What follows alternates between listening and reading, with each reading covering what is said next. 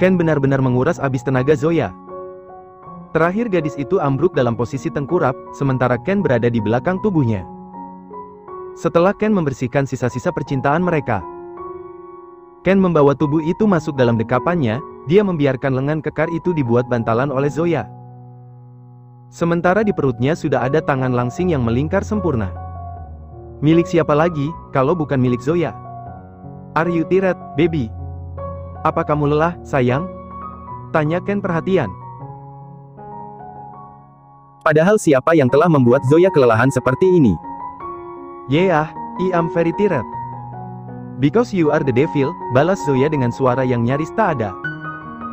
Dia sudah sangat lelah berteriak-teriak memanggil nama Ken di setiap desaannya. Sementara yang dipanggil asik dengan aksinya, dan tak kenal lelah. Mendengar cibiran Zoya, Ken justru terkekeh. Karena itu artinya, Zoya kalah dengan permainannya, dia sangat suka jika seperti itu adanya. I am sorry, baby. Aku selalu bersemangat jika menyangkut dirimu, balas Ken sambil menyematkan kecupan-kecupan kecil di puncak kepala Zoya. Tapi Daddy hampir saja membunuhku, kalau aku tidak memohon, mungkin Daddy akan terus melakukannya. Kali ini bukan lagi sebuah kekehan, melainkan sebuah tawa yang pecah dari bibir Ken. Dia sampai memegangi perutnya yang terasa kencang. Dan pemandangan ini baru pernah Zoya lihat untuk seumur hidup. Hatinya menghangat, tawa itu membuat desiran dalam tubuhnya mencuat, hingga tanpa sadar, dia ikut tersenyum pula. Kamu benar-benar membuatku bahagia hari ini. I am very happy today, because of you. Ken mencium kening Zoya begitu dalam, hingga rasa itu menancap ke dasar hati gadis itu. Apalagi saat Ken berbisik tepat di telinganya. I love you, Zoe. I love you so much. Zoya hanya mengulum senyum, setiap Ken mengucapkan kalimat itu, hatinya dibuat bergetar tak menentu. Tetapi saat mengingat hubungan mereka, dia merasa tak pantas untuk merasakan itu semua. Zoya selalu ingin buru-buru menepis semua bayang itu. Harapan di mana Ken akan berubah, dan benar-benar menjadikan dia satu-satunya. Haruskah dia bertanya? Haruskah dia meminta kejelasan? Tapi bagaimana kalau akhirnya Ken marah, dan malah memperlakukannya dengan kasar? Baby, kenapa malah melamun? Tanya Ken, melihat Zoya yang menatap ke sembarang arah dengan tatapan kosong. Mendengar itu, Zoya mendongak untuk menatap wajah tampan Ken, wajah yang mulai menghantui pikirannya. Dad, boleh aku tanya satu hal? Ujar Zoya dengan sorot mata sungguh-sungguh. Apa, sayang? Apa yang ingin kamu tanyakan? Balas Ken sambil menyelipkan anak rambut Zoya ke belakang telinga. Sama sekali tidak curiga. Zoya lebih dulu meneguk ludahnya. Tapi sebelumnya aku ingin tahu apakah Zoya penting untuk Daddy? Gerakan tangan Ken langsung berhenti, dia menatap Zoya, dan kedua netra mereka bertemu. Tentu saja. You are my everything, balas Ken tanpa ragu. Kalau begitu, pasti Daddy bisa memberitahu Zoya sesuatu. Apa, sayang? Jangan membuatku menebak-nebak, ujar Ken dengan kening yang sudah berlipat-lipat. Bingung. Lagi-lagi Zoya menelan ludahnya, dia memberanikan diri untuk mengusap lembut wajah Ken yang berbulu.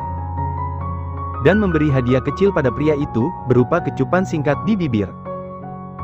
Aku ingin tahu, sejak kapan Daddy menjadi seperti ini? Dan apa alasannya? Maksudmu? Jika Daddy memang menganggap Zoya penting, Zoya rasa Daddy pun perlu berbagi, apapun itu, termasuk masa lalu. Black. Flashback on. Hari itu, seorang remaja berseragam putih biru, duduk di kursi belakang. Kini mobil itu tengah melaju menuju ke kediamannya, di mana dia tumbuh dan dibesarkan. Dia terus tersenyum lebar menatap surat kelulusannya yang ada di tangan. Sebuah bukti bahwa dia telah menyelesaikan sekolah menengah pertamanya. Tak hanya karena itu dia bahagia. Dia juga merasa tak sabar menunjukkan pula nilai yang diraih kepada mama dan papanya. Pun dengan sang kakek yang tinggal bersama mereka. Mereka pasti akan bangga melihatnya. Aku kan anak pintar, ujar pria kecil itu, yang tak lain dan tak bukan adalah Kendrick Davino Tan. Anak semata wayang dari Abraham Tan dan Isana Moreno. Menjadi satu-satunya pewaris di keluarga itu, membuat Ken begitu disayangi oleh sang kakek, Abian. Pria tua itu kerap menunjukkan perhatian lebih pada Ken, karena dia tidak memiliki siapapun lagi, selain anak dan cucunya. Saudara, mereka hanya datang saat ada butuhnya, maka Abian tidak pernah begitu peduli dengan mereka. Sesampainya di mansion besar itu, Ken turun dengan tidak sabaran, bahkan dia langsung membuka pintu mobil tanpa menunggu sang supir. Langkah riang remaja itu berhenti, saat dia mendapati sebuah mobil berwarna putih yang terparkir di mansion orang tuanya.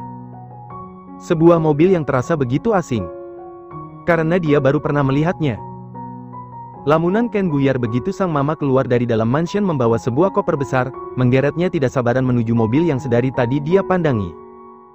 "Mama!" panggil Ken dengan berteriak. Membuat Isana berhenti seketika, tetapi bukannya menggubris Ken. Wanita itu justru meminta orang yang ada di dalam mobil itu untuk membantunya. Dan keluarlah seorang pria yang wajahnya terlihat lebih muda dari sang papa. Yang tak lain dan tak bukan adalah kekasih gelap Isana selama ini. Melihat itu, Ken langsung menghampiri Isana, dan berdiri tepat di depan wanita itu. Mama mau kemana? Kenapa mama membawa koper sebesar itu?" tanya Ken dengan raut wajah kebingungan. Sementara kakek Abian memperhatikan di ambang pintu. Dia sudah mencegah sang menantu yang akan pergi, dan meminta bercerai dengan anaknya, Abraham. Namun, Isana tetap kukuh. Dia ingin pergi, dia bosan dengan Abraham yang tidak pernah ada waktu untuknya. Dia pun menyatakan bahwa dia akan segera menikah dengan pria lain, karena selama ini Isana dan kekasih barunya sudah menjalin hubungan sejak lama. Tadi pagi sebelum Abraham berangkat ke kantor, terjadi perang di antara keduanya. Dan hal itu setelah kepergian Ken ke sekolah. Jadilah remaja itu tidak tahu menahu. "Ma, jawab Ken. Mama mau kemana?" tanyanya dengan mata yang sudah berkaca-kaca. Karena sang mama yang terus bergeming, tak lekas menjawab pertanyaannya. Hingga akhirnya Isana bersimpu di hadapan Ken, dan menggenggam kedua tangan anaknya. "Mama harus pergi, Ken. Ken baik-baik ya di sini. Ken sama papa, sama kakek,"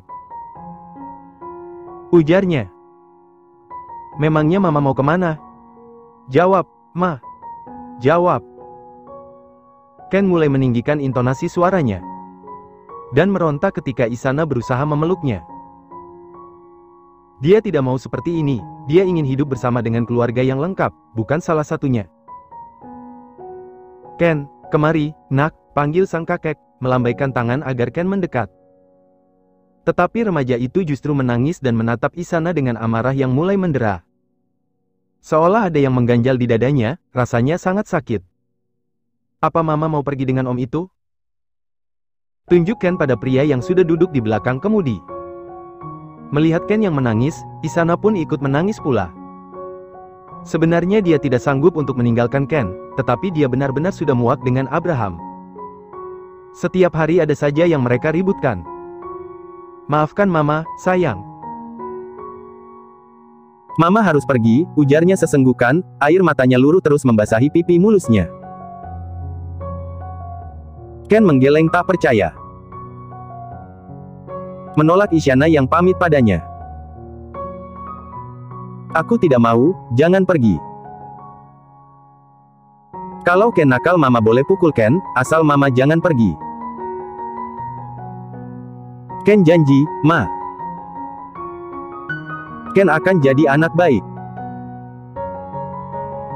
Isyana mulai bangkit dan salah satu tangannya mengusap kepala sang anak dengan sayang. Ken memegangi tangan Isyana dengan kuat, dia terus menggeleng memohon pada sang mama untuk jangan pergi meninggalkannya.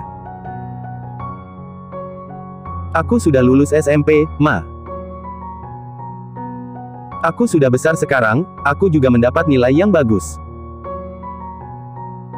Ken tidak akan lagi merepotkan, Mama. Mama tetap di sini ya," pinta Ken dengan bibir yang terus bergetar. Air matanya tak berhenti menderas. Begitupun dengan kakek Abian yang menyaksikan semuanya. Dan semua ucapan Ken tidak ada yang mampu untuk merubah keputusan Isyana. Wanita itu menggeleng, dan perlahan melepaskan pegangan tangan Ken. Membuat remaja itu semakin menangis. Isana melangkah dan membuka pintu mobil dengan cepat agar Ken tidak dapat mengejarnya. Dan saat itu pula kijang besi itu melaju, Ken berlari berusaha mengejarnya. Dan kakek Abian tidak diam begitu saja, dia meminta dua pengawal mengejar Ken. Remaja yang tengah merasakan remuk di ulu hatinya. Mama. Kaki jenjang itu terus berlari mengejar mobil yang membawa sang mama, dengan hati yang hancur pun dengan lelehan air mata yang menderas semena-mena. Dia seolah tak memiliki rasa lelah, meski laju kakinya kalah cepat dengan kijang besi itu. Mama. Jangan tinggalin Ken, Ma. Teriaknya terus seperti itu, dadanya begitu terasa sesak, dan akhirnya dia berhasil ditangkap oleh kedua pengawal yang diperintahkan oleh kakek Abian untuk mengejarnya. Tuan muda, kita harus kembali, ucap salah satunya, membujuk remaja itu untuk pulang. Tidak, aku mau ikut Mama, aku mau bawa pulang Mama. Ken meronta-ronta meminta dilepaskan, sekuat tenaga dia ingin terlepas dari cekalan kedua orang yang memegang lengan kiri dan kanannya. Nanti kita jemput sama-sama, Tuan Abian dan Tuan Abraham pasti jemput Nyonya Isana pulang, timpalnya lagi. Jangan bohongi aku. Aku bukan anak kecil, Mama pasti pergi karena aku nakal, Mama. Mama harus pulang. Rancau Ken terus sesenggukan. Dia tak berhenti untuk meronta, ingin terbebas. Lepaskan aku mau mengejar Mama. Lepaskan. Dan pada saat itu, mobil berwarna hitam milik Abraham melintas.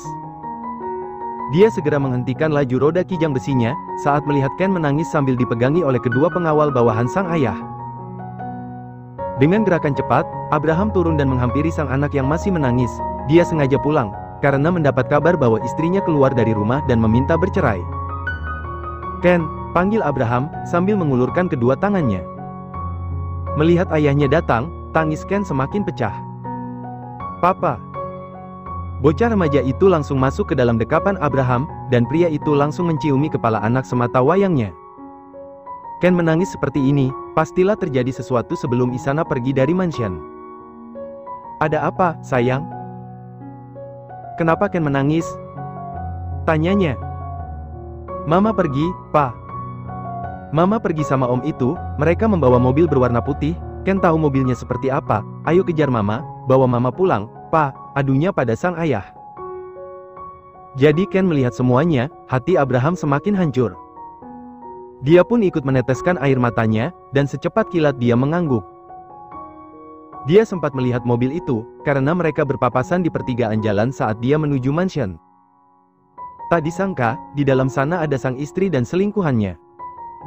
Papa kejar Mama ya, Ken tunggu di rumah saja, ujar Abraham sambil melepas pelukan Ken. Bocah itu menggeleng. Tidak mau, Ken mau ikut, Ken mau bawa pulang Mama. Kalau Ken mau Mama pulang, Ken harus menurut. Pengawal bawa Ken pulang ke mansion, titah Abraham dan dia kembali ke dalam mobil. Kedua tangan Ken kembali dipegang kuat. Papa, Ken mau ikut. Teriaknya pilu. Namun, Abraham tak menghiraukan teriakan Ken lagi, karena dia harus cepat mengejar mobil itu, atau dia akan kehilangan sang istri. Akhir-akhir ini dia selalu disibukkan dengan pekerjaan, lelahnya bekerja membuat dia selalu ingin marah-marah ketika di rumah, karena Isana selalu mengoceh ini dan itu. Dia selalu merasa tertuntut, dan akhirnya komunikasi mereka jadi terhambat. Hubungan mereka semakin renggang, apalagi nafkah batin yang Abraham berikan terasa kurang untuk Isana. Membuat wanita itu mengambil langkah yang salah, diam-diam dia mencari pria lain, untuk memuaskan kebutuhan hasratnya. Hingga dia merasa nyaman dengan kekasih barunya, Edgar. Pria yang terpaut 5 tahun lebih muda darinya. Abraham terus memijat pelipisnya, dia tahu dia salah, tapi bukan seperti ini yang dia inginkan. Melihat tangis Ken, benar-benar membuat ulu hatinya terasa ngilu. Isana, ku mohon berikan hatimu sedikit saja, beri aku kesempatan untuk memperbaiki semuanya, gumam Abraham. Dia memakai kecepatan tinggi, beberapa lampu merah terkadang dia langgar sesuka hati, untuk mengejar mobil putih yang samar-samar terlihat di depan sana. Saat Abraham ingin mengimbangi kecepatannya, mobil tersebut justru melaju semakin kencang. Membuat Abraham yakin 100%, bahwa itu adalah mobil yang ditumpangi oleh Isana. Sit!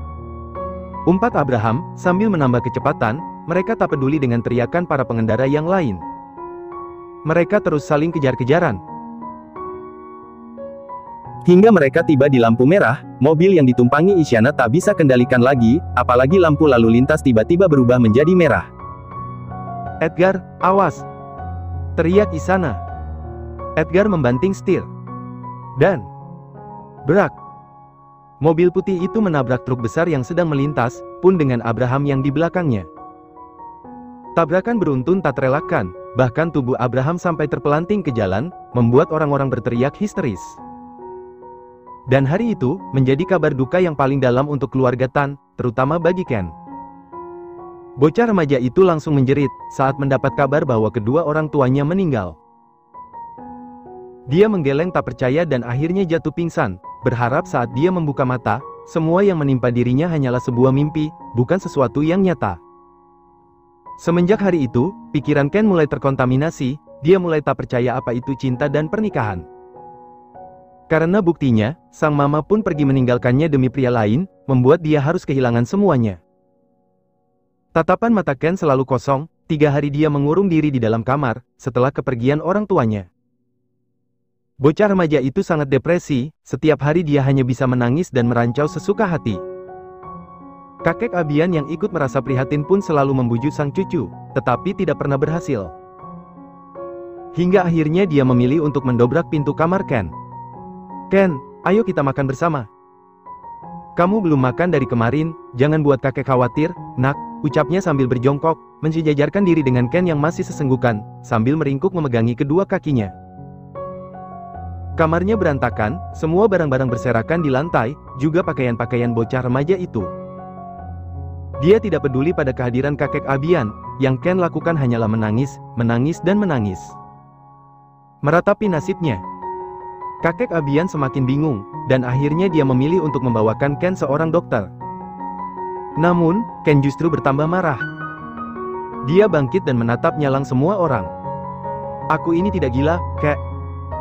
Aku hanya ingin kalian para orang tua mengerti, bahwa aku juga punya hati. Kenapa kalian melakukan hal itu, sementara kalian sudah punya aku?" Ken mulai merancau. Jarinya menunjuk satu persatu orang-orang yang ada di ruangan itu.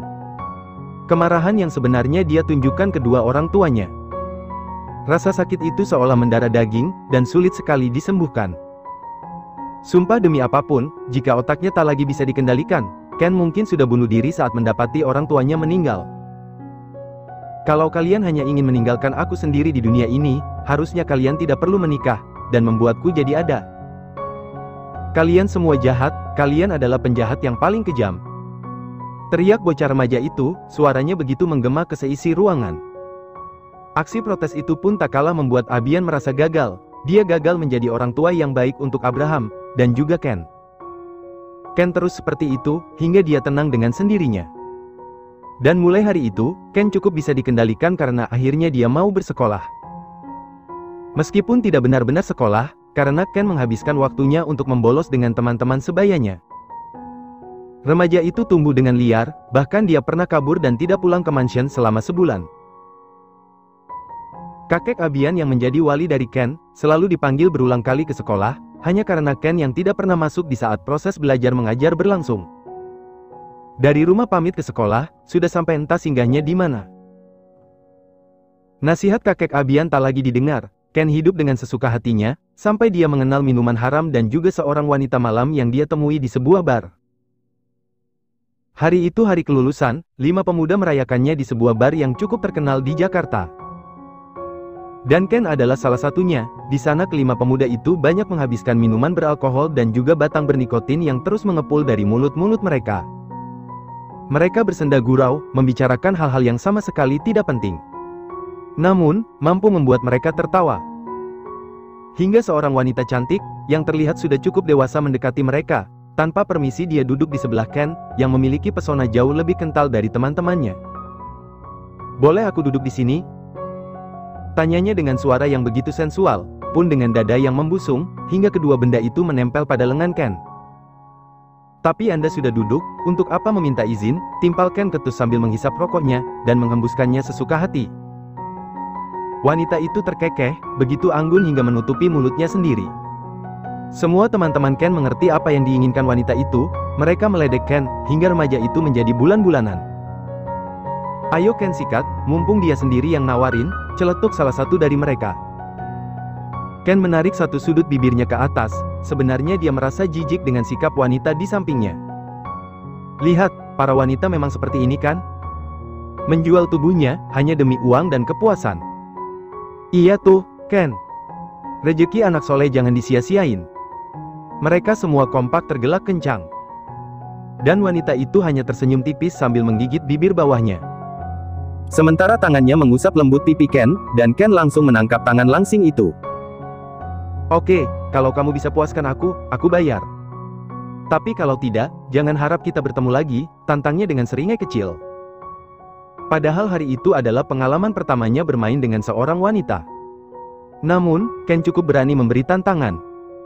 Hingga akhirnya, Ken melepas keperjakaannya.